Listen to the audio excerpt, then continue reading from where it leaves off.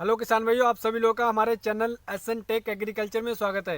किसान भाइयों, आज की वीडियो बहुत ही खास वीडियो है। काफ़ी किसान भाइयों को कमेंट आए थे कि पोटास के ऊपर जानकारी दीजिएगा, तो इस वीडियो में आपको पूरी जानकारी मिलेगी कि पोटास के क्या क्या लाभ हैं और क्या क्या हानि है। अगर आप पोटास का प्रयोग करते हैं तो उससे क्या क्या आपको लाभ होते हैं और क्या क्या उससे हानि होते हैं। तो किसान भाई, इस वीडियो को पूरा आप लास्ट तक देखिएगा, तभी आप एक सही और सटीक जानकारी ले सकते हैं। तो किसान जो भी हमारे किसान भाई हमारे चैनल पर नए हैं, सबसे पहले हमारे चैनल को सब्सक्राइब कर लें और हमारे वीडियो को ज़्यादा से ज़्यादा शेयर करें, जिससे जो हमारी बातें हैं, हमारा जो खुद का एक्सपीरियंस है, सभी किसान भाइयों तक पहुंच सके और वो ज़्यादा से ज़्यादा लाभ ले सकें। तो किसान भाइयों, आइएगा हम बात करते हैं कि पोटास हमारे गेहूं की फसल में क्यों आवश्यक है। किसान भाई, मैं आपको बताना चाहूँगा कि हमारी जो गेहूं की फसल है उसमें 3 तत्व सबसे ज़्यादा महत्वपूर्ण होते हैं। एक नाइट्रोजन, फास्फोरस, तीसरा पोटास। अगर जैसे हमारी गेहूं की फसल में यूरिया हमारे लिए महत्वपूर्ण है, वैसे ही हमारी गेहूं की फसल के लिए पोटास की बहुत ज़्यादा आवश्यकता पड़ती है। अगर हमारी गेहूं की फसल में पोटास की डिफिशियंसी रह जाती है तो किसान में बहुत सारे आपको नुकसान देखने को मिलते हैं। काफ़ी किसान भाइयों को सवाल रहता है कि उनकी गेहूं की फसल में अच्छा रिकॉर्ड पैदावार वो नहीं ले पाए। उन्होंने काफ़ी सारी मेहनत करी थी लेकिन वो ज़्यादा पैदावार नहीं ले पाए।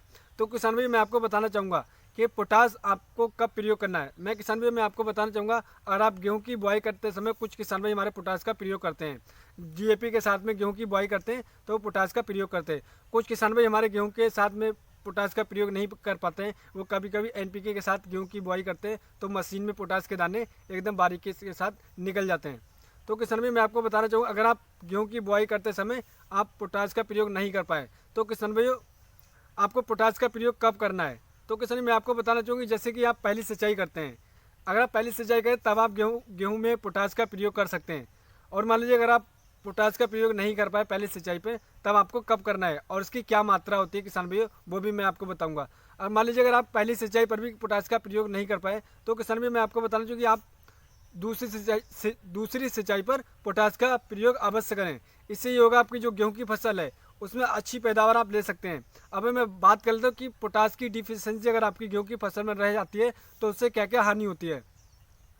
तो किसान भी, मैं आपको बताना चाहूँगा कि आपने देखा होगा आपकी जो गेहूं की फसल है एकदम जरी जरी से दिखाई देती है, ऐसा लगता है कि जल सी गई है। और हमारी जो गेहूं की बढ़वार है वो कहीं ना कहीं रुक जाती है और हमारी गेहूं की फसल में जो बाली आती है वो आपने देखा होगा काफ़ी किसान भाइयों के सवाल रह जाता है कि उनका जो गेहूं का दाना था वो एकदम बारीक रह गया। तो किसान भाई, अगर पोटास की डिफिशियंसी रह जाती है हमारी गेहूं की फसल में तो हमारा जो दाना होता है वो एकदम बारीक रह जाता है और हमारी जो बाली होती है वो एकदम छोटी बड़ी निकल के आती है। तो किसान भाइयों, अगर आप पोटास का प्रयोग करेंगे, आपका जो गेहूं का दाना होगा, जो उसमें भराव आएगा बाली में, वो बहुत ही अच्छा भराव आएगा और बहुत ही अच्छा आप रिकॉर्ड पैदावार ले सकते हैं। आप किसी अन्य पड़ोसी की आप गेहूं की फसल देख सकते हैं और उन्होंने पोटास का प्रयोग नहीं करा है और उससे आप तुलना करेंगे तो आपकी जो गेहूं की फसल है काफ़ी अच्छा आप रिकॉर्ड पैदावार ले सकते हैं। अब हम किसान भाई बात करते हैं कि इसकी कितनी मात्रा आपको प्रयोग में करना चाहिए अगर आप पोटास की बुआई करते हैं।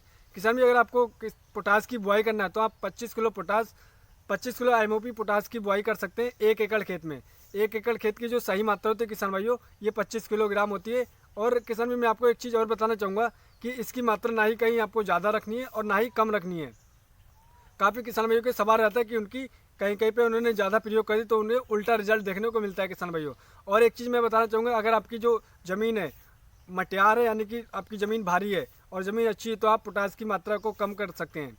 लेकिन किसान भाइयों, अगर आप पोटास की बुआई नहीं कर पाते तो किसान भाई, मैं आपको बताना चाहूँगा आप इसका स्प्रे भी कर सकते हैं। अगर आप इसका स्प्रे करते हैं किसान भाई, मैं आपको बताना चाहूँगा आपका स्प्रे कब करना है।